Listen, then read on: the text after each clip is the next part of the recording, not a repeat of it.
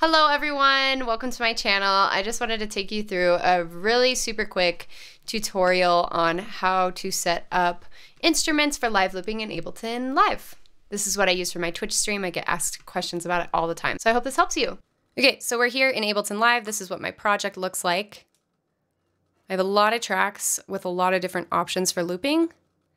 So as you can see here, these tracks that are in blue are my acoustic guitar, electric and acoustic violins, a bass, and then my vocal microphone, which you can see here when I'm talking. So this is how I'm monitoring what I'm playing, so I can listen to it. I don't have to hit the record arm button first. I just keep them on so I can monitor them at all times. And then these are all of the loop tracks. Okay, so now that we're in Ableton Live, I've deleted all of my tracks just so I can show you from scratch what this would look like. So let's say you want to add an acoustic guitar for singing and playing or something. So you would do Control-T to pull up a new audio track, Command-T if you're on Mac. Go here, Control or Command-R to rename it. We'll call it guitar. And then you're going to want to go to this audio from, keep it on EXT in. You're going to select whatever your input is. And if you don't see all of your inputs here, then just go into Options, Preferences. Under audio, just go into the input config and select the corresponding inputs, whether mono or stereo that you're using on your interface. And then do the same for the outputs as well. Okay, so now you should be able to see them and select whatever your input is. Under monitor, you're going to want to set this to in. This is going to make it so you don't have to click this red button down here to enable the record arm. So keep that on in. And then you're just going to leave audio 2 to the master. And then here at this point, if you double click on the track, you can go in and add any effects you want, like an EQ, compressor, all of the effects. And then here, you want to do your reverb and delay as sends, which you can see here. I have the Valhalla Vintage Verb, so then I can control it with send A, turn up the reverb, do the same for delay, whatever else you want to do there. So your instrument's set up. Now you should be able to, strum your guitar and hear it through your headphones.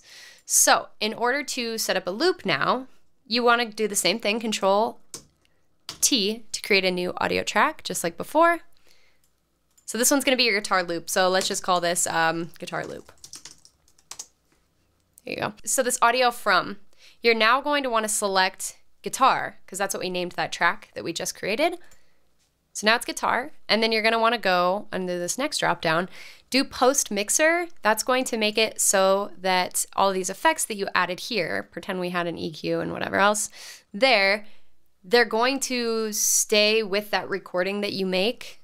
So this is your little clip recording. So when you record it, it's going to come from this track here, and then you're going to be able to hear those effects that you had added in this track. So post mixer. Monitor, you're going to want to set this to off because you don't want to listen to it. You're already going to be listening to your guitar here.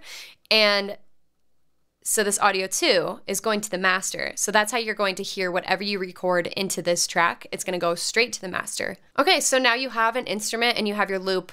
You can just continue with the same process, just add whatever instruments you want to do. So for me, I have bass, I have electric guitar, violins, etc. And so I just create corresponding loops for each one of those instruments that I have set up. Like for me, I have 3 different guitar loops.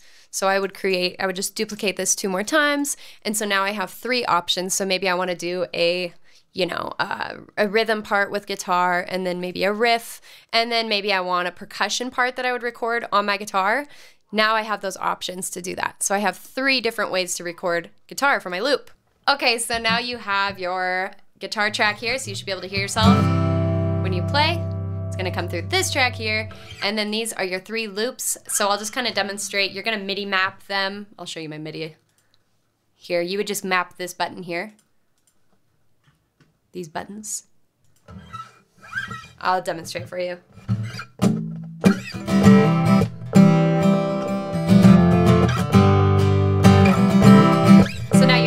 Let's say you want a percussion part as well.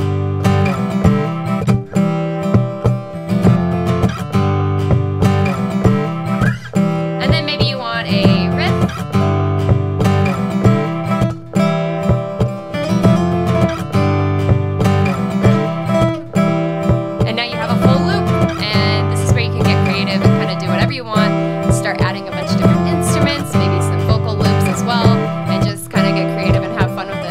Okay, so that was a quick tutorial on how to set up an instrument for live looping in Ableton. I hope you found this helpful. If you enjoyed my video, subscribe to my YouTube channel. I post a lot of music on my YouTube channel, cover songs, originals, and some Twitch highlights. I stream on Twitch 3 days a week, so go check out my Twitch channel as well and follow me over there and follow me on my socials. I will put all the links to my socials and my Twitch channel in the description of this video, and I will see you in my next video. Thank you so much for watching.